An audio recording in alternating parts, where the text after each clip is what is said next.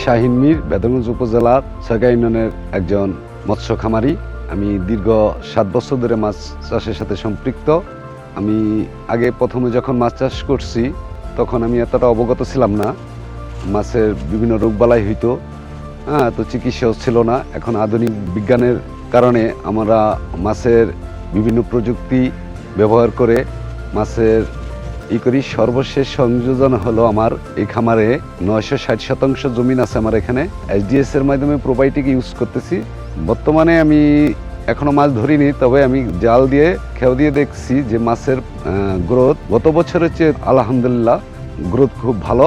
আশা রাখি এরকম অনুদান পেলে আমরা যারা মৎস্য চাষী তারা উপকৃত হব। বিশেষ করে SDSকে বিশেষ ধন্যবাদ। তারা মাঠ পর্যায়ে সবাইকে খুঁজে খুঁজে বের করে প্রান্ত চাষীদের বিভিন্ন সুযোগ সুবিধা দেওয়ার জন্য